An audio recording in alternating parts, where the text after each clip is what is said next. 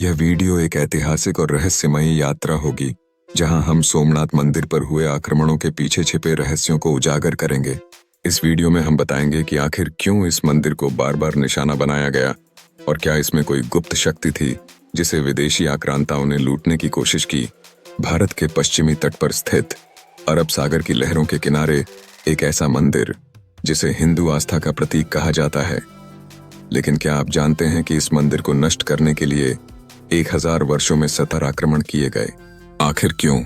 क्या यह केवल एक धार्मिक स्थान था या फिर इसमें कोई ऐसी शक्ति थी जिसे दुनिया जीतना चाहती थी? आज हम जानेंगे सोमनाथ मंदिर के उन रहस्यों को जो इतिहास की किताबों में भी दर्ज नहीं हैं। सोमनाथ मंदिर को प्रभास क्षेत्र में स्थापित किया गया था। कहा जाता है कि इस मंदिर का निर्माण स्वयं चंद्रदेव ने करवाया था। यह मंदिर शिव के 12 ज्योतिर्लिंगों में से पहला है, जिसे स्वयंभू लिंग भी कहा जाता है। इतिहासकारों के अनुसार यह मंदिर केवल पूजा का स्थल नहीं था, बल्कि एक प्राचीन विज्ञान और ऊर्जा केंद्र था। मंदिर के शिखर पर एक ऐसा ध्वज फहराता था जो हवा के बहाव से ऊर्जा उत्पन्न करता था। समुद्र की दिशा में मंदिर की संरचना इस तरह थी कि इसके भीतर एक रहस्यमयी ऊर्जा प्रवाहित होती थी। लेकिन इन सबसे बड़ा रहस्य था सोमनाथ मंदिर में रखी एक विशेष शिवलिंग। कहा जाता है कि यह शिवलिंग कृष्ण युग से भी पुराना था और इसमें कोई रहस्यमयी शक्ति थी। कुछ ग्रंथों में इसे पारद शिवलिंग बताया गया है, जो कि द्रव रूप में पारे से बना था। प्राचीन ग्रंथों में लिखा है कि यह शिवलिंग चंद्रदेव के श्राप से मुक्ति का उपाय था। यह किसी रहस्यमयी खगोलीय ऊर्जा से जुड़ा था। इस शिवलिंग को स्पर्श करने मात्र से ही ऊर्जा प्रवाहित होती थी, लेकिन इस शक्ति को पाने के लिए कई विदेशी शासकों ने इसे तोड़ने की कोशिश की। साल 1125 ईस्वी में महमूद गजनवी ने 50,000 सैनिकों के साथ सोमनाथ मंदिर पर हमला किया।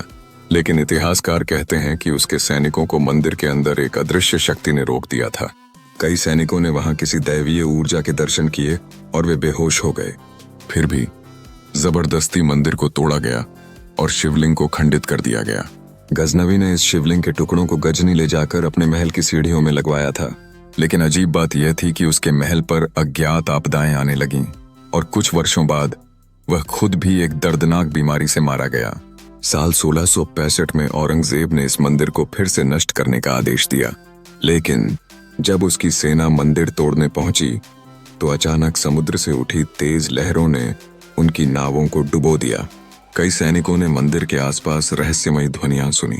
औरंगजेब ने खुद वहां जाने से इनकार कर दिया और मंदिर को तुड़वाने का कार्य अपने सेनापतियों से करवाया। लेकिन कुछ महीनों बाद उसकी सल्तनत पर भी बुरा समय आ गया और वह बीमारी से तड़प तड़प कर मर गया। कुछ इतिहासकार मानते हैं कि सोमनाथ मंदिर के नीचे कोई गुप्त तहखाना था, जहां प्राचीन ज्ञान, शास्त्र और खजाना छुपा था। कुछ शोधकर्ताओं ने कहा कि मंदिर के आधार के नीचे एक चुंबकीय शक्ति मौजूद है। समुद्र की लहरों से जुड़े कुछ ऐसे सुरंग थे जो शायद किसी गुप्त मार्ग का संकेत देते थे। क्या यही कारण था कि विदेशी आक्रमणकारियों ने इसे बार बार लूटने की कोशिश की?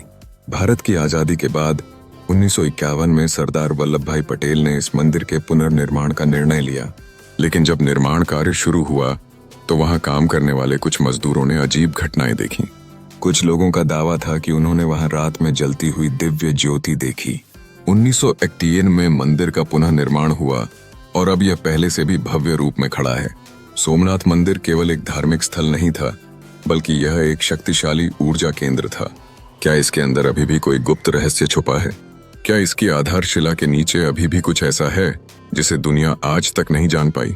आज भी जब कोई व्यक्ति इस मंदिर में प्रवेश करता है तो उसे एक अलग ही ऊर्जा का अनुभव होता है।